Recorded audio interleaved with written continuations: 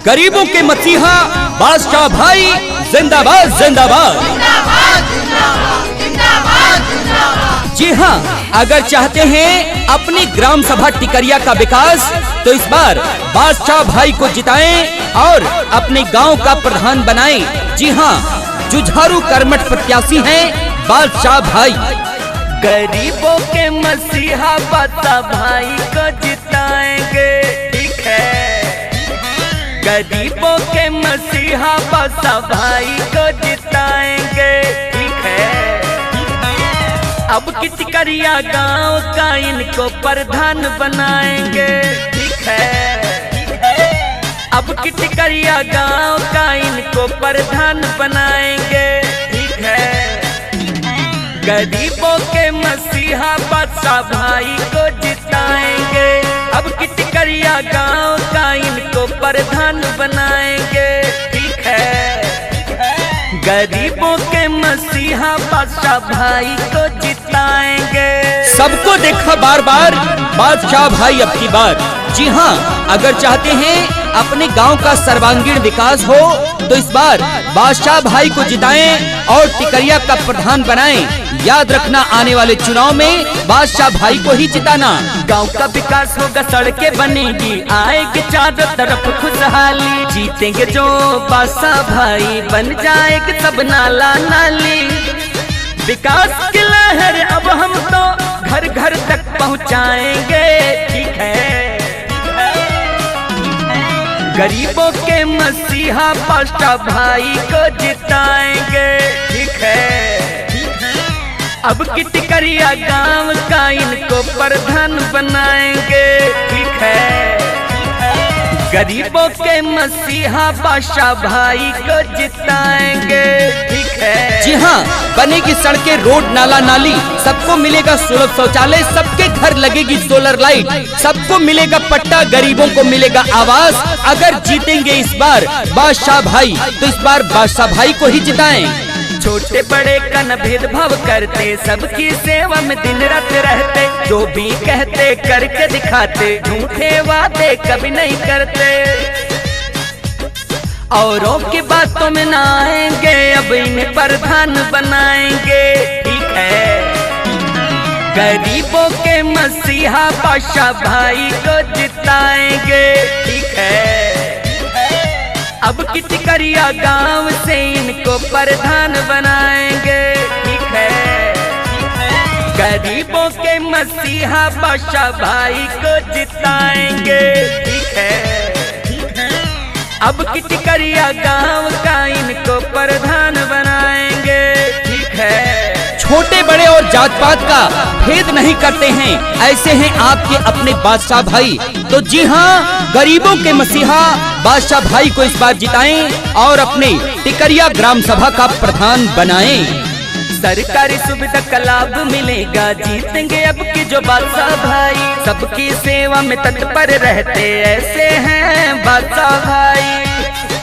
वादा जो भी करेंगे वो पूरा करके दिखाएंगे, ठीक है। गरीबों के मसीहा बादशाह भाई को जिताएंगे, ठीक है। अब की टिकरिया गांव से इनको प्रधान बनाएंगे, ठीक है। गरीबों के मसीहा बादशाह भाई को जिताएंगे, ठीक है। अब की टिकरिया गांव से इनको प्रधान बनाएंगे, ठीक है।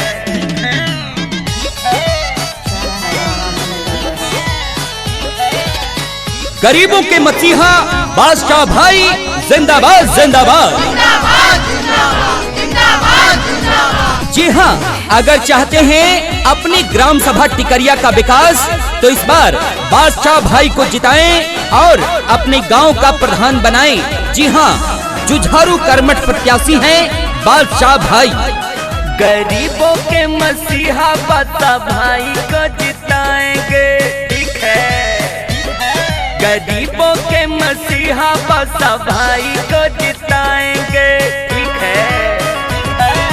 अब की टिकरिया गांव का इनको प्रधान बनाएंगे, ठीक है। अब की टिकरिया गांव का इनको प्रधान बनाएंगे, ठीक है। गरीबों के मसीहा बादशाह भाई को जिताएंगे, अब की टिकरिया गांव का इनको प्रधान बनाएंगे, ठीक है। गरीबों के मसीहा बादशाह भाई को जिताएंगे। सबको देखा बार बार बादशाह भाई अब की बार। जी हाँ, अगर चाहते हैं अपने गांव का सर्वांगीण विकास हो तो इस बार बादशाह भाई को जिताएं और टिकरिया का प्रधान बनाएं। याद रखना, आने वाले चुनाव में बादशाह भाई को ही जिताना। गांव का विकास होगा, सड़कें बनेगी, आएगी चारों तरफ खुशहाली। जीतेंगे जो बादशाह भाई, बन जाएगी सब नाला नाली। विकास की लहर अब हम तो घर घर तक पहुंचाएंगे, ठीक है।